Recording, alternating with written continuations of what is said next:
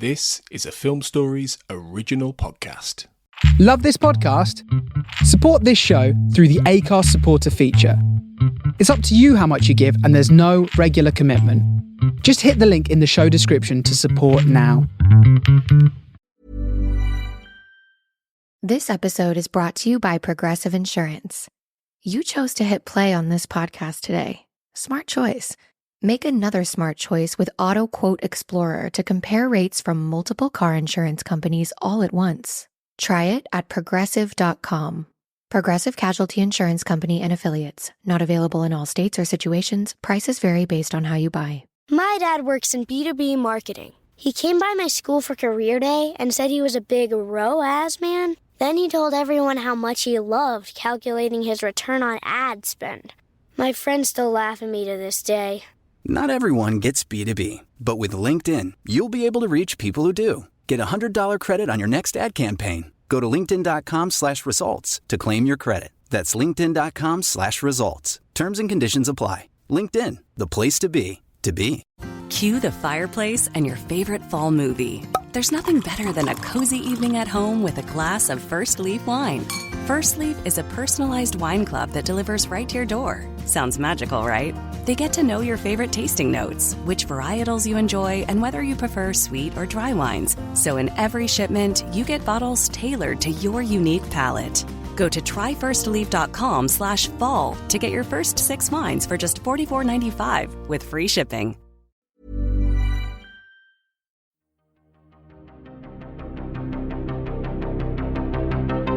This is Writers on Film, the only podcast dedicated to books on cinema.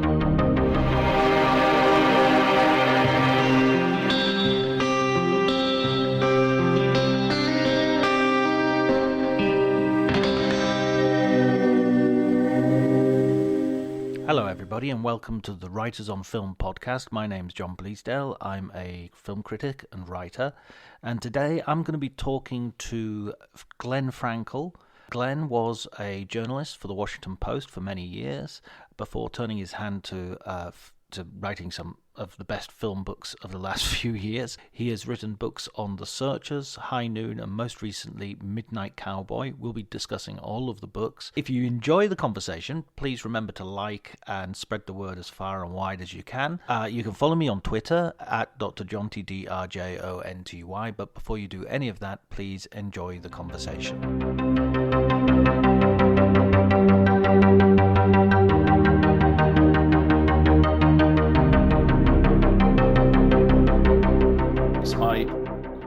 Prevailing fear that I shall one of these days do an interview and then have nothing to show for it.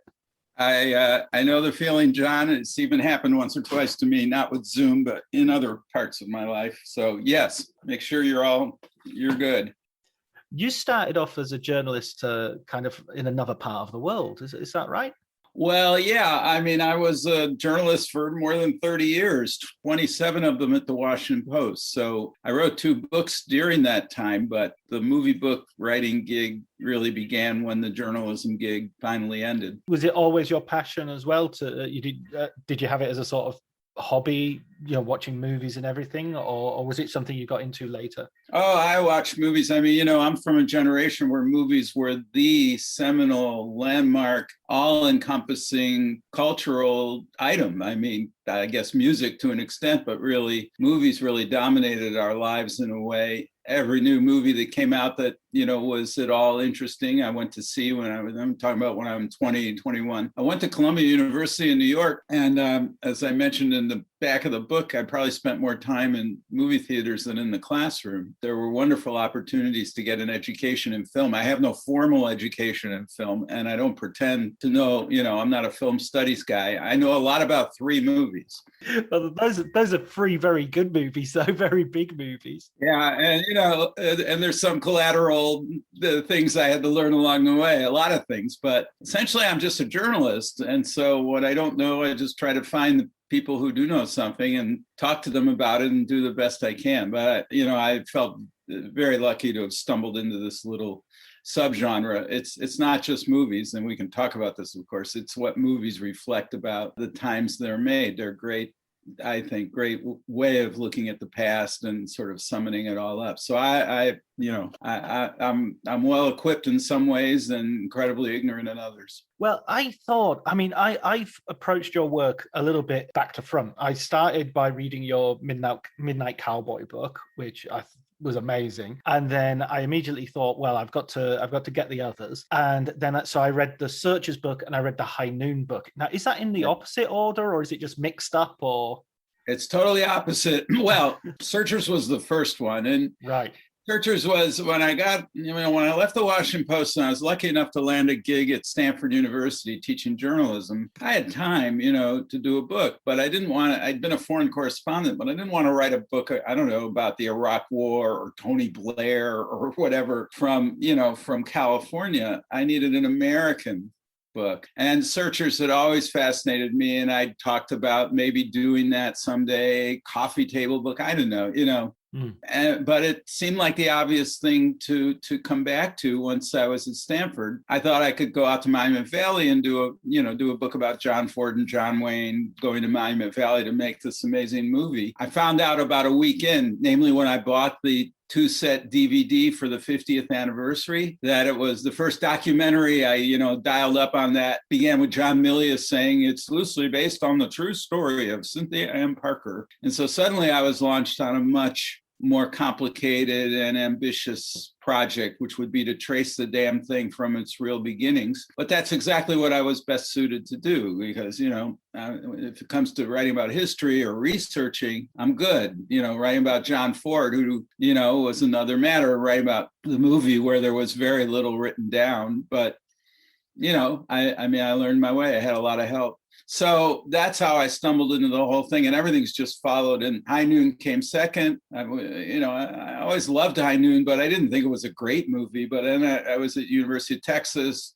We did a little film series. I talked about Searchers. Somebody from radio, TV, film, who knows a lot about movies, did High Noon. And not only the Blacklist connection, but really, made the case for High Noon as a great movie. So that fell into my lap. And then Midnight Cowboy, as we might discuss, took much longer to come across, but boy, I'm very happy I did. I think in many ways it's the best of the three and the one that was most engaging for me. These books are wonderful for me because I get to learn stuff I don't know anything about.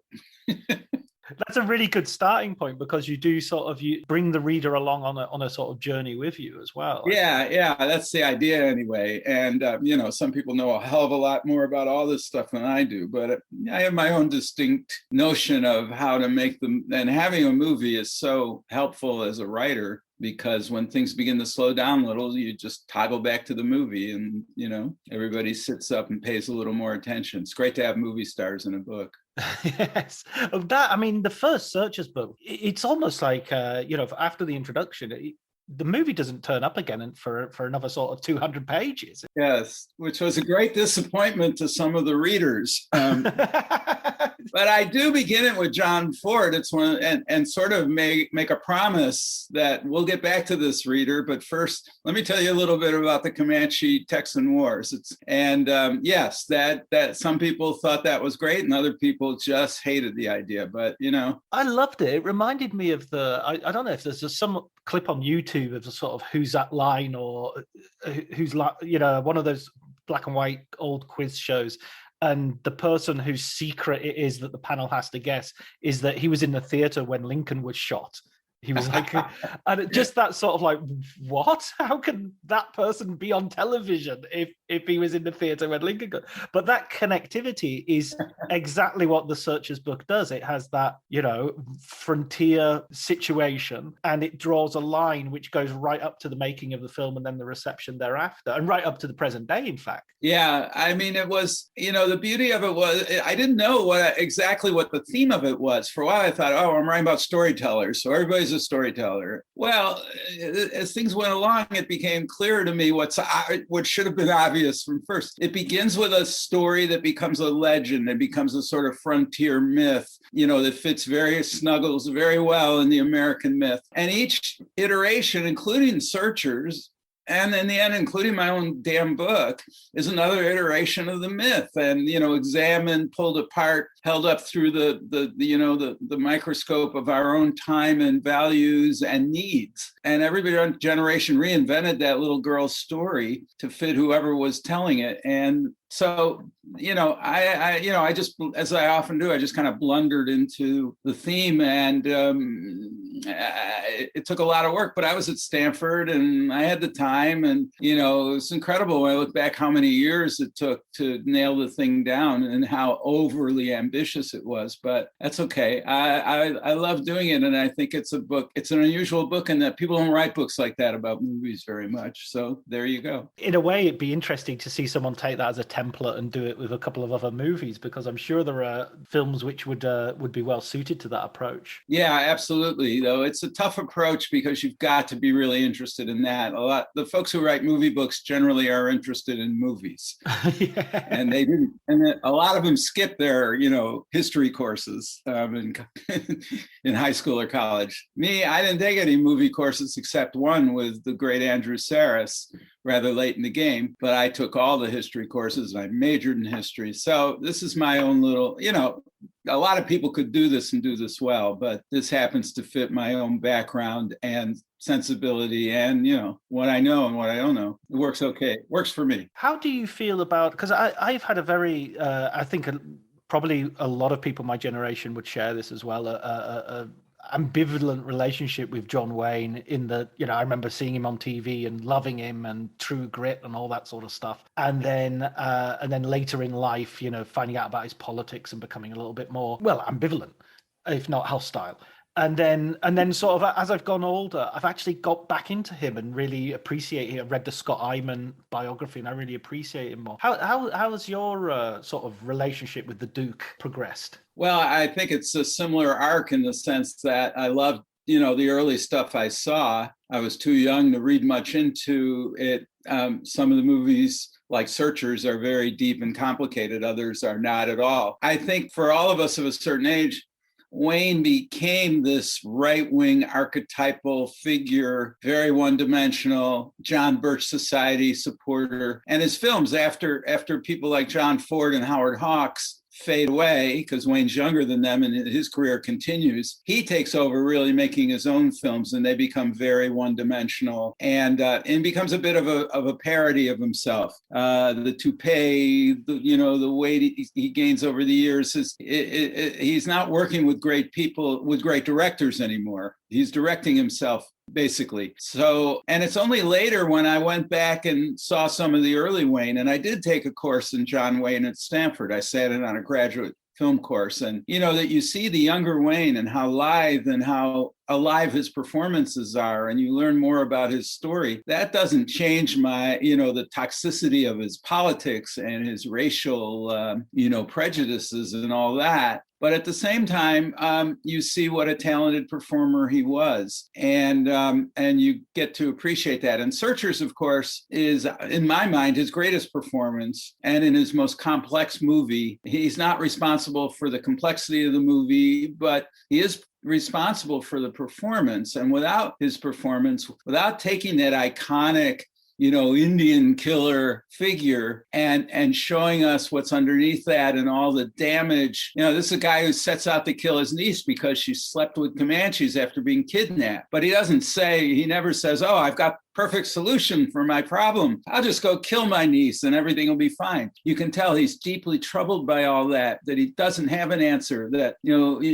taking out a gun and shooting somebody ain't going to get anybody any peace out of this. And it's a masterful performance. And once you begin to get comfortable with that, well, inevitably you have to have more respect, at least for the guy who does it. And he understood that Searchers was complicated. He knew what he was doing. It's a brilliant performance. And so just like I have to give Jon Voight credit for his brilliant performances, despite his incredibly contemporary toxic politics, you have to respect the actor and the role. Also, Ford is such a strange mixture of, like, there's elements of sort of really down to earth, I mean, I was thinking about it as I was reading your book, and I came up with the phrase folksy fascism, because there's a sort of like, yeah, everybody should get on, and there's a down to earth quality and all the rest of it. But Ward Bond and people like that are gonna always be there, to kill people in case. Well, welcome to my country. I'm sure you've noticed, I don't know how much time you've spent in the States over the years, but,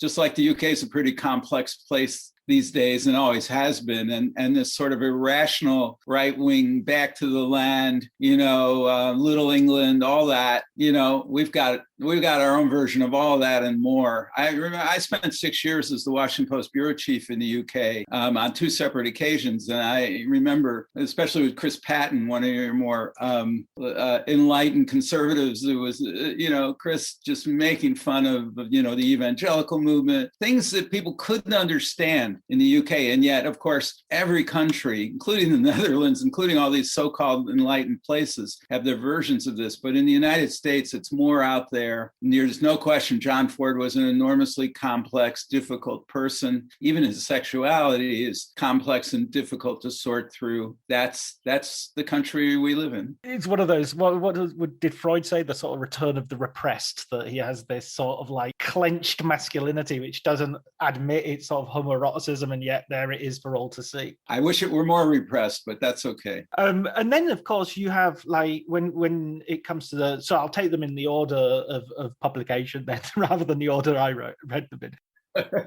But then you have that sort of right-wing politics bleeding into the sort of appreciation of the film these days as well. And I think, in terms of I've heard a podcast recently that really kind of dismissed The Searchers out of hand as this is just sort of white supremacy bullshit, and we're not taking that. I'm not comfortable with that dismissal. I think there's so much more, as you say. I think it's complicated, and it needs to be seen. No, I agree with you. I mean, look, it's a racist movie, and I would never defend it as not being a racist movie, for heaven's sakes. And I'm not defending John Ford's paternalistic at best treatment of Native Americans. And in this movie, it's not very paternalistic. It's much more straight ahead. But it's a racist movie about racism. And it's a white male fantasy too, except for the fact that it's hard not to notice that it's the women and it's their active agent, Martin, who happens to be a man, but also happens to be to have Cherokee blood. 1/8, I believe, only is what they give him. But nonetheless,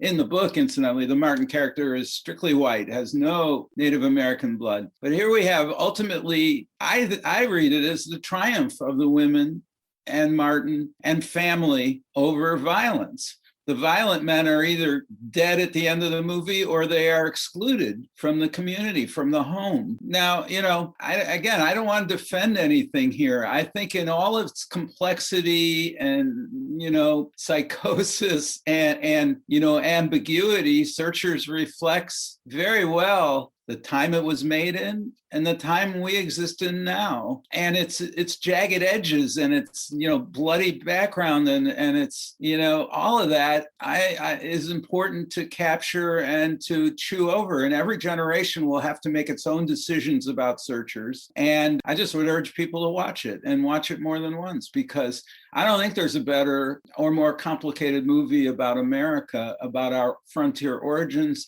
about our ongoing racial dilemmas, about our gender politics, you name it. It's all sitting in there, and like it or not, it's served up right in front of us. Whenever I think of the film, I think of 2 shots. Of course, the famous one of John Wayne sort of walking away and the door closing as he leaves, and the one where he is in the with the rescued women who, they're no longer white sort of statement, and the camera pushing in on him looking back to them. I think those seem to be images that just burn through the film with this sort of this ambivalence, this the look on his face is not one of it's one of defeat, of utter well, I don't know, what do you think?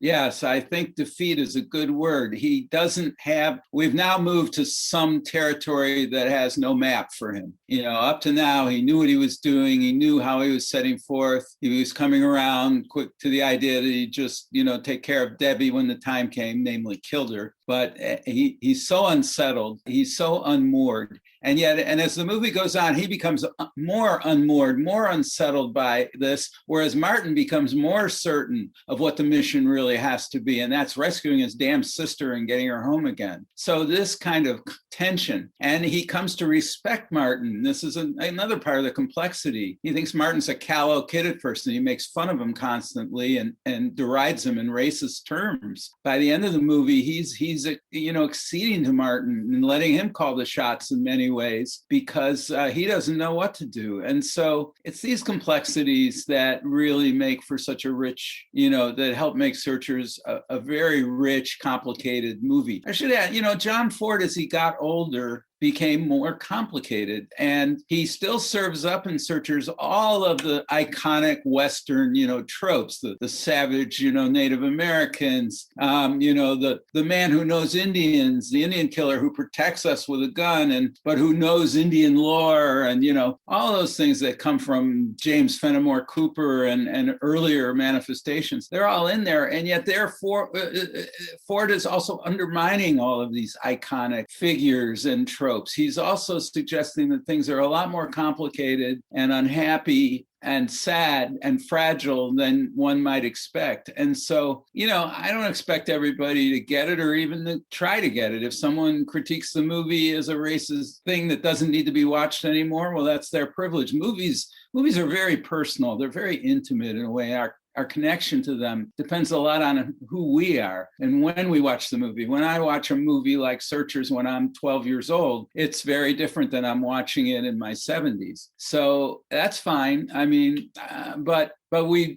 miss a very rich experience, I think, if we just put that movie, lock that movie in a closet and forget about it. It's too powerful and it's too painful to be left in a closet. I think as well, when we have an understanding of history, we see a value in historical things which involve their difference from our contemporary reality as well. But these things don't fit comfortably within the framework of how we're comfortable with talking about things because they happened half a century ago or more. They're not supposed to fit comfortably. History never fits comfortably. And if we think we can put everything in a neat little box, and it's racist, not racist, all of that. I mean, we've been going through this again, and history constantly recycles itself. And in this country where our vision of who we are, of what it means to be an American, things we thought were settled, at least after the American Civil War, turns out they're never settled, that they need to be revisited and argued about. And sometimes guns go off for each generation. And my God, that's what we're seeing now in the United States, especially, is another reckoning with who we are and who gets to be an American and who doesn't, who's allowed here and who isn't allowed here, what it means to be an American. These questions, it turns out, are never settled. And smug people like me who thought, after Britain voted, I remember the referendum that, passed Brexit. It was the summer of 2016, and I was in London researching the High Noon book. And I said to friends, well, nice going. You've been criticizing America all these years, and now, your idiot country is about to slit its own throat economically for no reason at all. I said, and at least, whatever's going on with you guys, at least we won't elect an idiot like Donald Trump president. And of course, 3 months later, that's exactly what we did. So don't listen to me. I don't know anything. I had the twofer. I was convinced Brexit wouldn't happen. I was convinced Donald Trump wouldn't be elected, and I was strident in my political prognosis and how wrong I was. Yeah, well, my wife likes to remind me of things like that, so I've stopped making predictions. But I'm happy to talk about the past. Retrospectively, I have a better idea. And going into the second book then.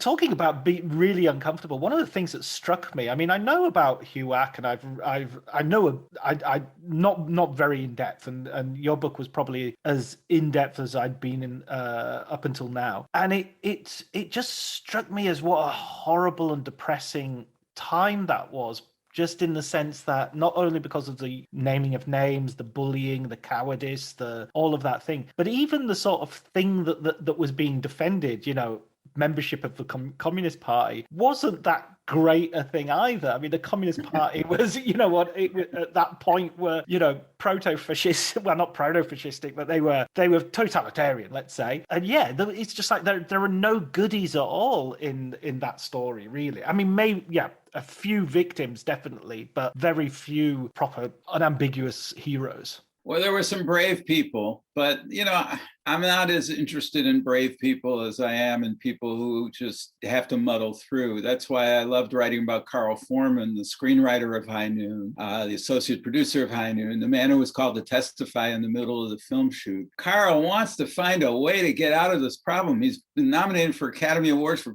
Best Screenplay Writer. His career is just taking off. He doesn't want to be a martyr. He squirms and tries to find a legalistic way to avoid betraying his friendship and his deepest principles, and yet at the same time cooperate with these clowns and get this off his plate and get on to his golden career. But he can't do it. In that sense, he's like the Marshal in High Noon, and of course he ends up identifying with him. The Gary Cooper character, doesn't want to face 4 young gunmen alone on the street. He tries every way to get out of it. He tries to get all his pals to help him, but of course they walk away from him. He's on his own. He'd much rather ride off with Grace Kelly somewhere, his new bride, but he can't do it. And it's this sort of reluctant courage under fire, this the last straw, the last thing, and you can't get out of it. That's in some ways, to me, a very American thing. And it's one of the reasons why High Noon is still worth watching. And there are people like that. There are people who tried during the Blacklist era. The thing that struck me was so obvious. All these institutions that are designed to protect us in these moments failed. Every one of them. The Democratic Party was useless. The White House, where both President Truman and later President Eisenhower didn't like the committee, didn't like what it was doing. They were useless for the longest time. The courts didn't defend anyone. Even the institutions like the Jewish community, the very liberal Jewish community in Hollywood and the ACLU, they just, they rolled over for the most part. Nothing was there to protect us. And in that sense, it's an interesting parallel between them and now, because we face, this time institutions held up a little better in the Trump era. The Democratic Party, for example, hung in there. The media did a much better job this time around. But nonetheless, he got elected president, and it was a very close call as to us plunging into a terrible era. And we're not out of the woods yet. Oh, no. So I had no idea when I started on that book that I'd be writing about something with so much contemporary resonance. And I'm very sorry that it has so much. But we go through these cycles of, backlash. Here it comes after World War II and after the New Deal, the most progressive moments in American history, I would argue. And then, boom, we get dragged back into the morass. Absolutely. I love the bit in the movie which connects so much to this and this idea of sort of heroism as a sort of compromised, dirty thing is him riding out with Grace Kelly in their little buggy, and they go out and he gets halfway and he actually has this line which I thought was amazing, where he says, "What am I doing out here? I don't even have a gun." Yeah. And it's just like, so him going back is I can't run away, but it's also, this is suicide. If these guys are going to follow me, they're going to gun me down. And so there's this, even at that point, the decision is a mixture of him, a man's got to do what a man's got to do, and I haven't got a gun.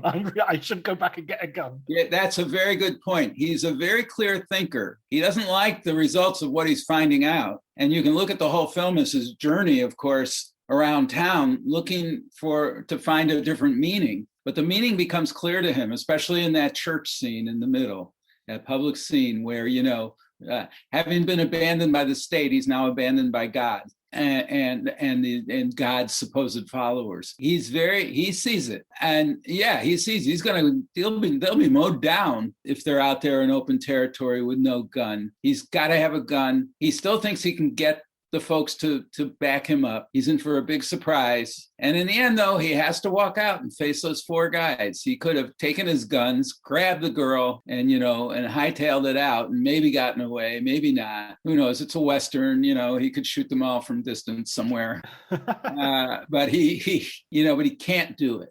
He can't do it. He can't explain it. He's so, you have to listen to the song. It's too bad the bride couldn't hear the song, because that explains very well. She keeps just asking, why are you doing this? And he can't tell her.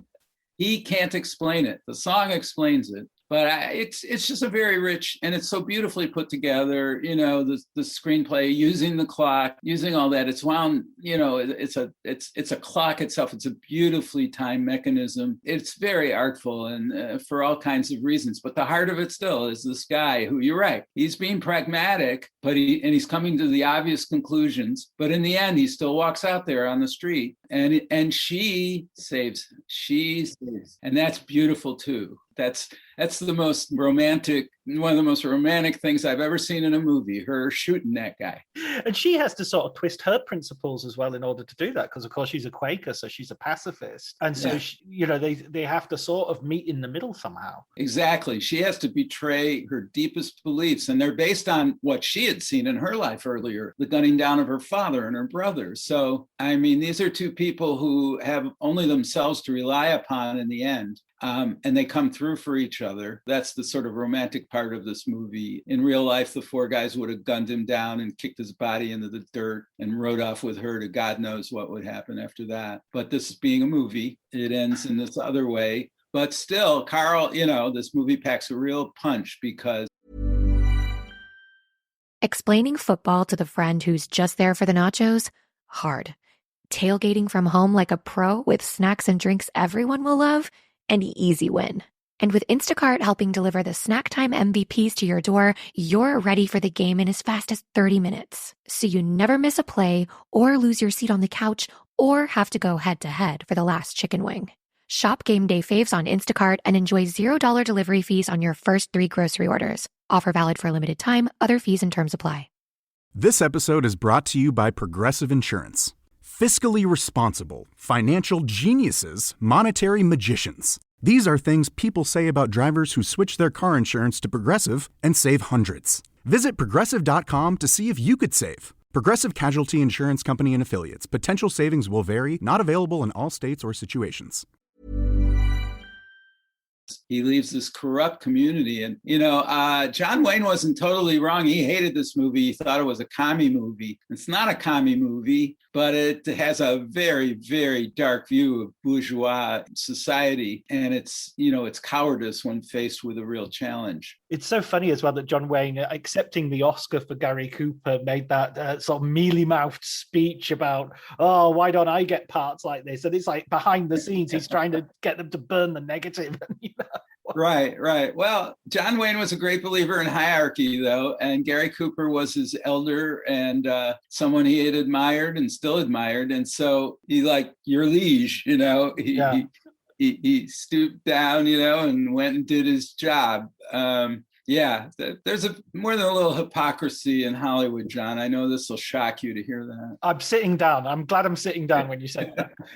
I mean, Cooper's such an amazing, because I've watched him in the 30s, and he does the sort of champagne movies and the Lubitsch comedies, and he goes all the way Sergeant York and all the way through to the westerns. And he seems much more. You have this part in the book where you talk about, Cooper. Gary Cooper can't die, so that's one thing he won't do at the end of the movie, and how he has this limited range. But with that limited range, he does a whole sweep of genres. Yeah, he could do anything, really. He was very careful about his image and all that. And one of the things that struck me, you're right. He's a very talented comic performer and other things. Yet it was hard not to notice in the 50s, when his career is in decline and his health is declining, he's very negative about his own performances and about his career. He feels like he's betrayed something, that he's never been really real. It's a sad thing, because he was incredibly talented and he really set a benchmark for other actors. Tom Hanks wrote an introduction to one of the books that Cooper's daughter, a coffee table book, and talked about how influential Cooper's acting was for people like him. He's a great movie actor, and he's always convincing. He's in a lot of terrible movies, but he's always good. And in High Noon,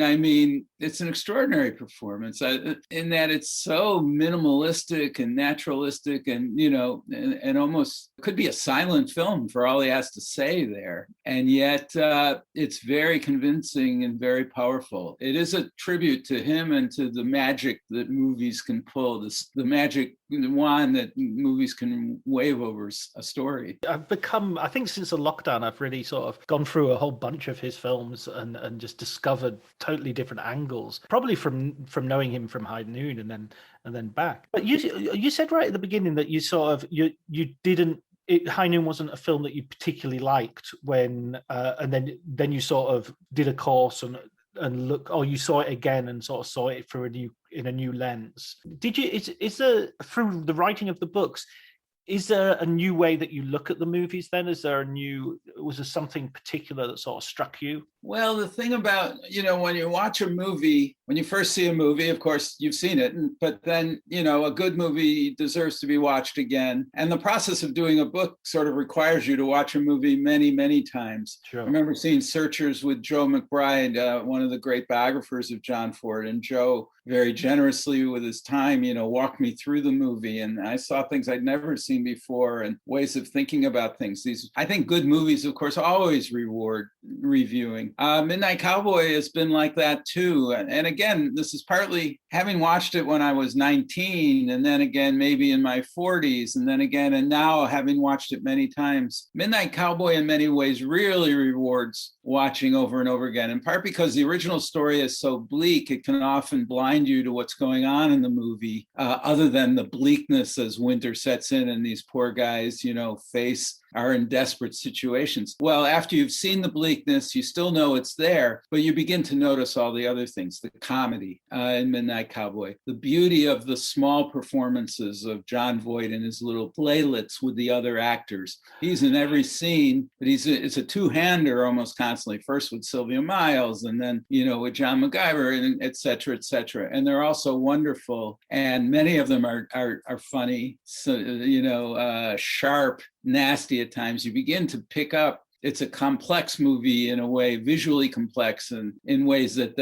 either High Noon or Searchers are. So it really rewarded continual viewing and watching. Also, it's part of the job to fall in love with these films.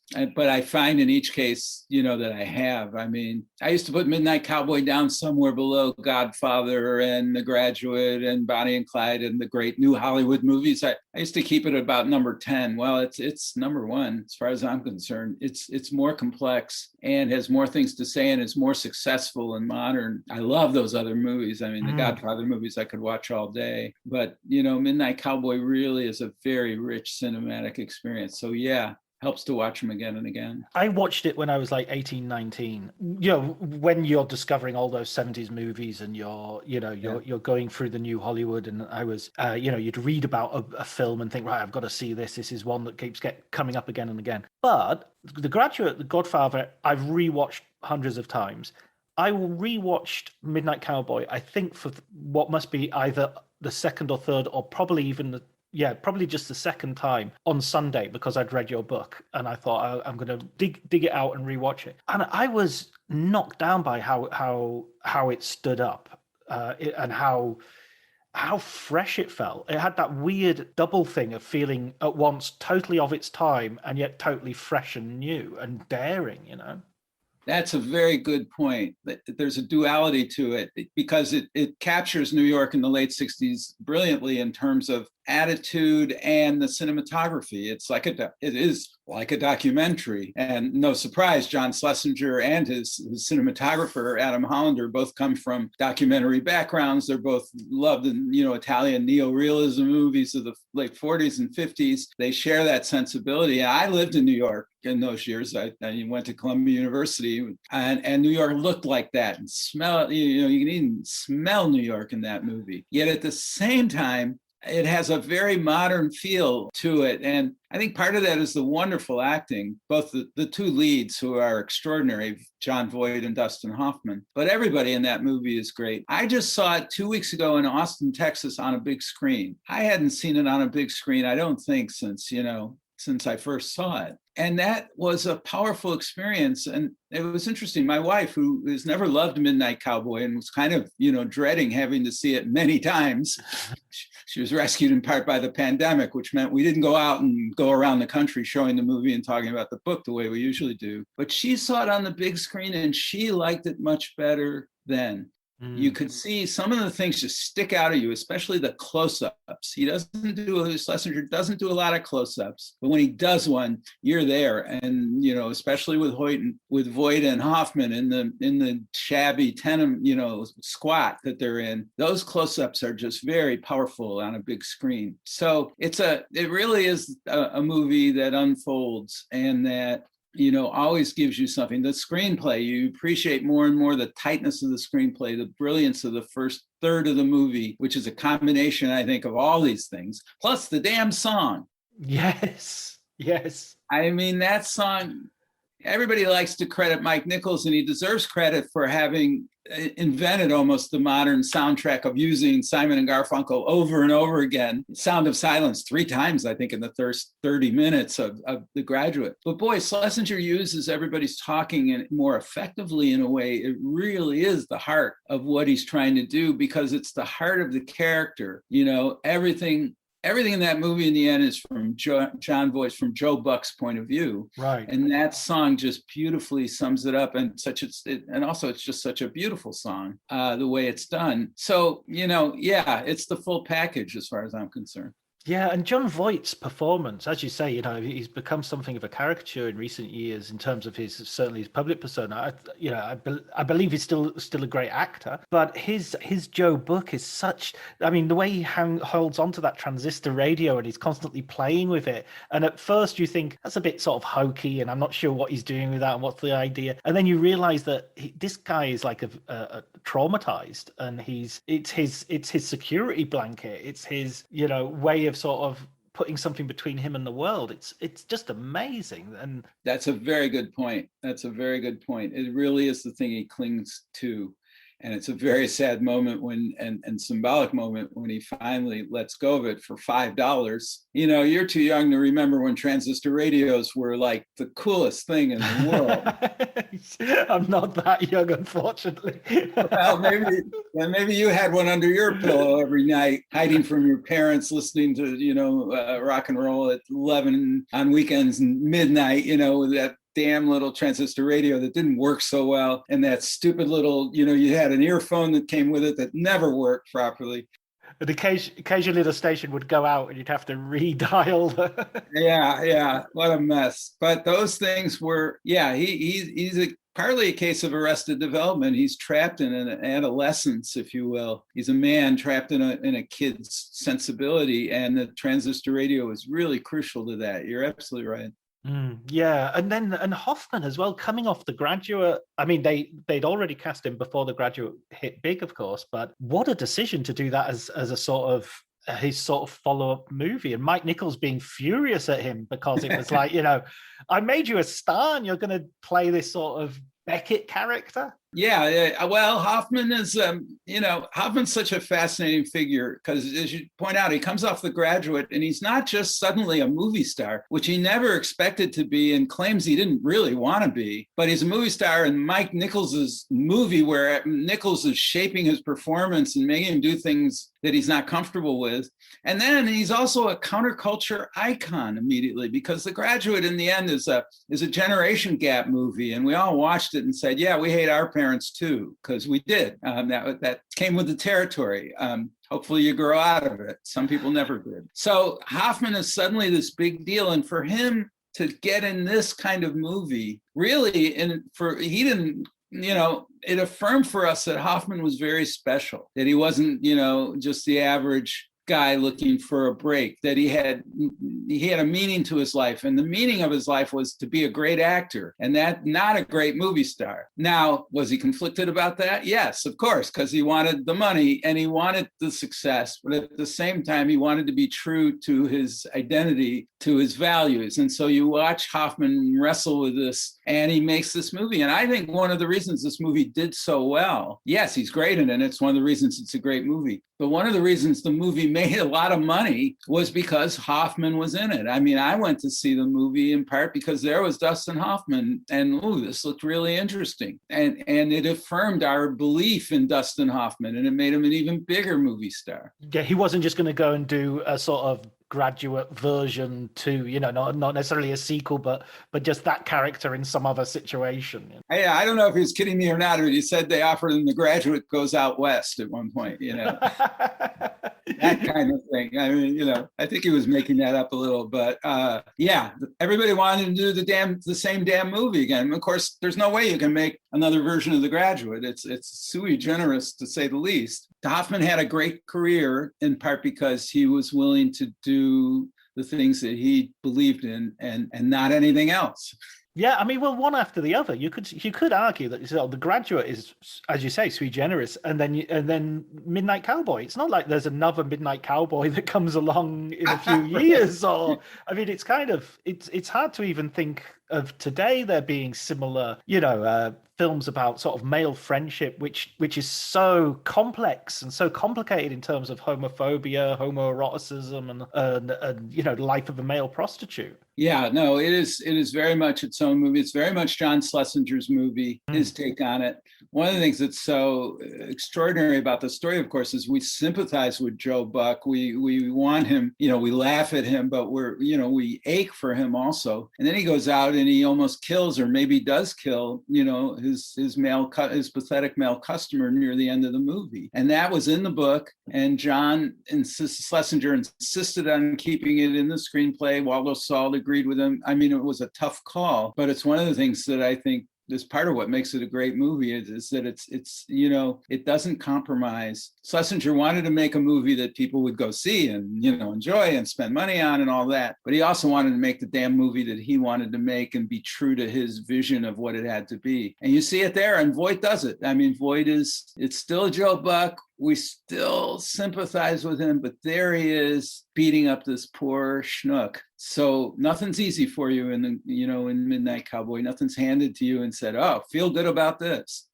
Yeah, and I mean, what you said earlier about the Waldo Salt screenplay as well, because right at the very beginning, Dustin Hoffman refers to him as killer, and then you have that scene at the end, and there's another little moment in the screenplay that I love, which is John Voight gets Rizzo's name correct. And at that point, you just know, oh God, he's dead, isn't he? He's dead. There's no way he got that. That's like that's the Chekhovian moment of like, here comes tragedy,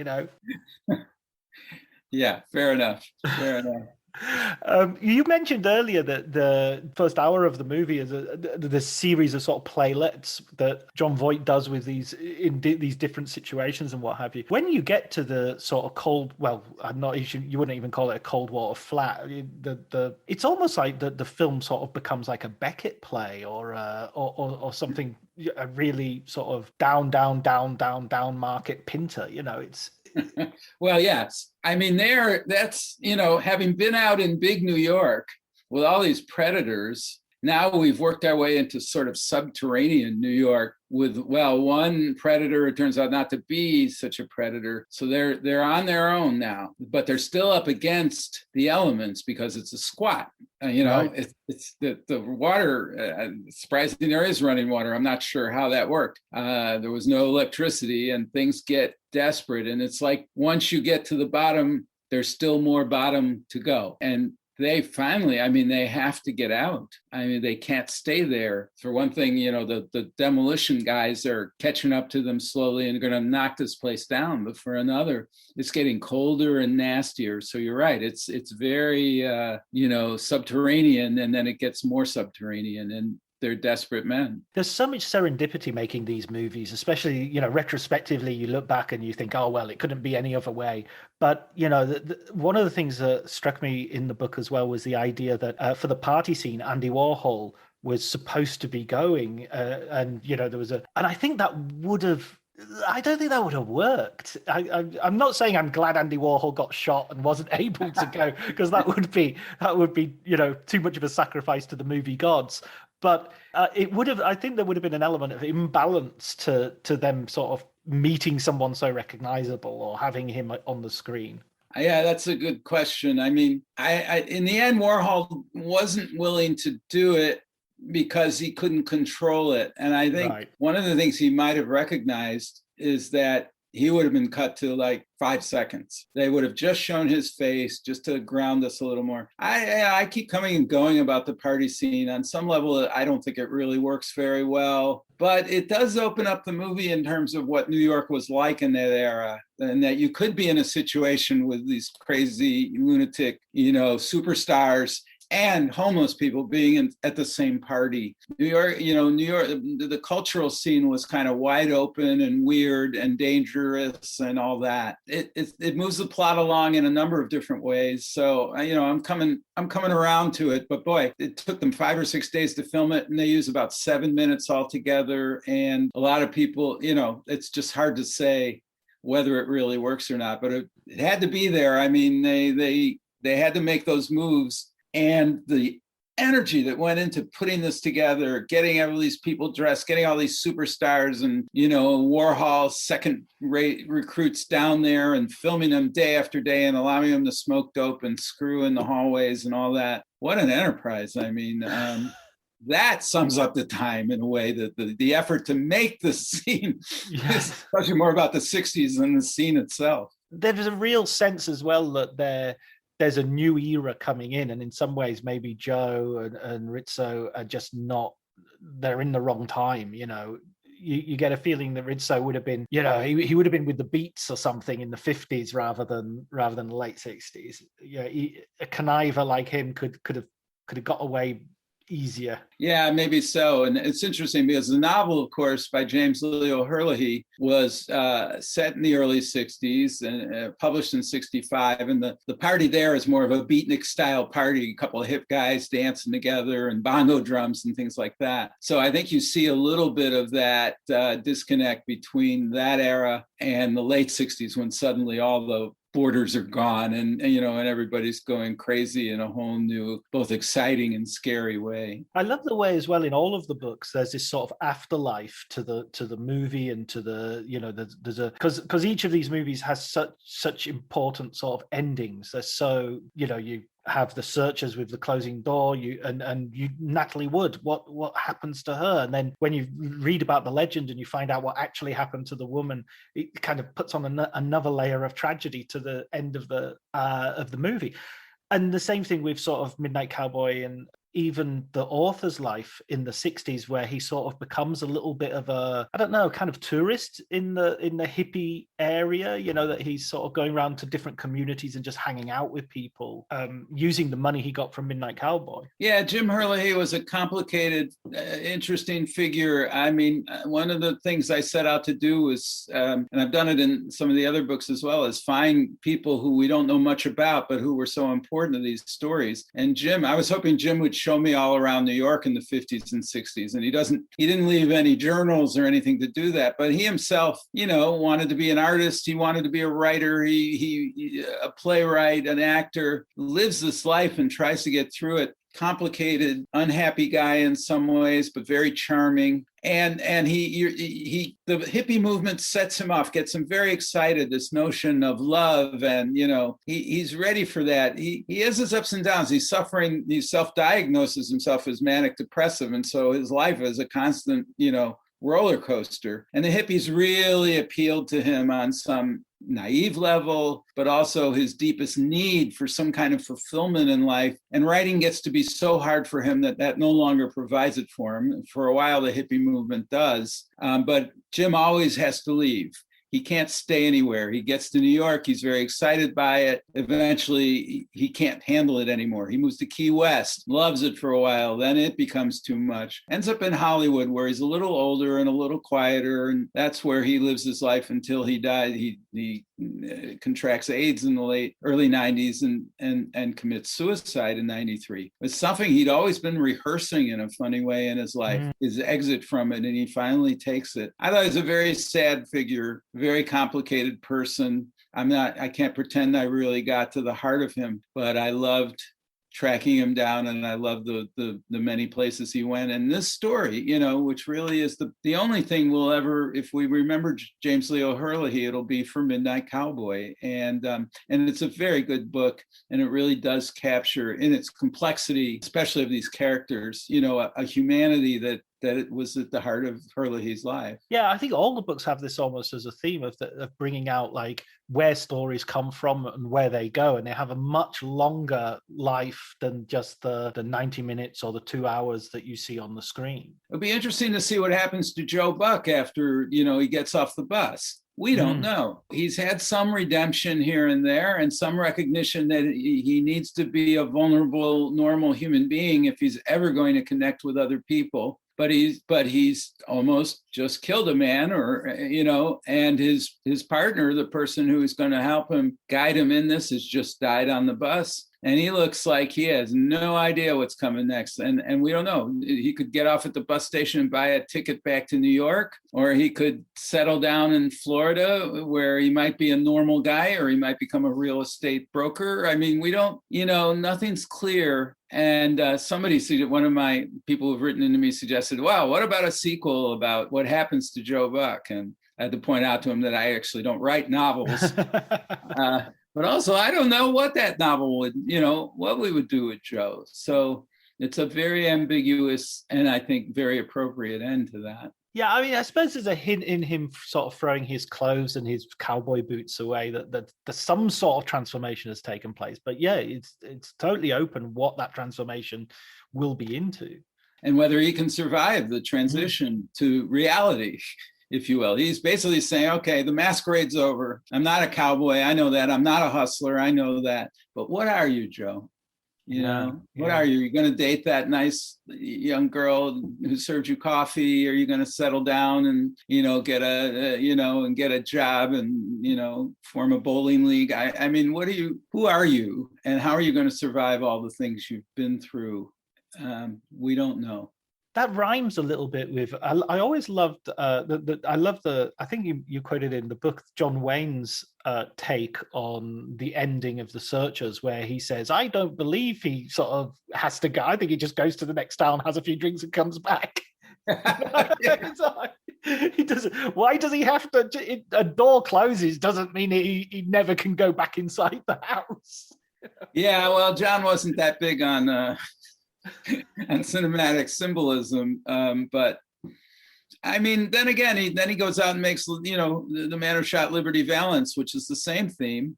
He plays a character who also can't step into the modern world, who helps create the conditions for modern civilization, and I put civilization in quotes, but he can't be part of it. The man of violence, he's a man of simple ideas, you know, and he can't be thrust in this more complex world, and he doesn't survive. So you can he should look forward and watch The Man Who Shot Liberty Valance to know what his fate really is.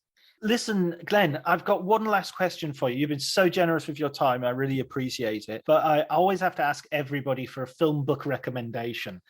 So what's your film book recommendation? That's a tough one for me because I've really been immersed in so many and I love so many of them. But my personal favorite has to be, I would say, Pictures in a Revolution, at a Revolution, excuse me, The Movies and the Birth of the New Hollywood by Mark Harris. It's about 1967, and Mark takes the 5 Academy Award nominees for Best Picture that year, which range all the way from Dr. Dolittle on the old-fashioned studio, you know, lumbering mammoth, all the way to The Graduate and Bonnie and Clyde. And he dissects each one of them, uses the making of the movie. You know, I do one movie, Mark did 5. He writes beautifully. He gets the context. He's just so knowledgeable. He's my model. He's like 15 years younger than me. And, you know, but he's been doing this all his life. He worked at Entertainment Weekly. It's a beautifully done book, and it tells you so much about that pivotal era, you know, when the studio system is undergoing massive change, and that sort of brief golden moment when American movies, you know, set out and did some things. So that's the one I keep leaning back and wishing I could have done half as well as Mark. Well, I would respectfully disagree in the sense that I think that it's very comparable. It's an excellent book, Pictures from the Revolution, and it sits on my shelf alongside your books now.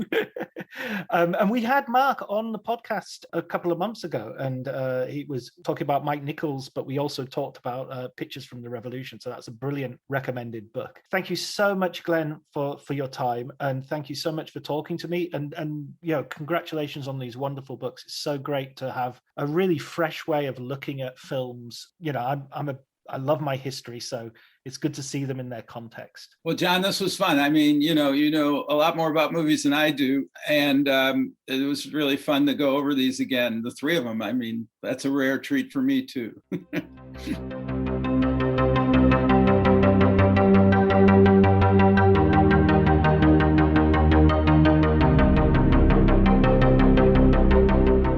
So that was my conversation with Glenn. I hope you enjoyed it. I certainly did. I found it's a fascinating mind and a brilliant writer. His recommended book was Mark Harris's Pictures from the Revolution, also called Scenes from the Revolution, the UK edition. If you haven't read it already, I add my voice to Glenn's unnecessarily. You can also listen to Mark talk about that in an earlier podcast, in an earlier episode on Writers on Film. Just go to the webpage and download. All that remains for me to do is to thank Elliot Atkins for the music, Ali Howard, who helps out with the art, and until the next conversation, please take care.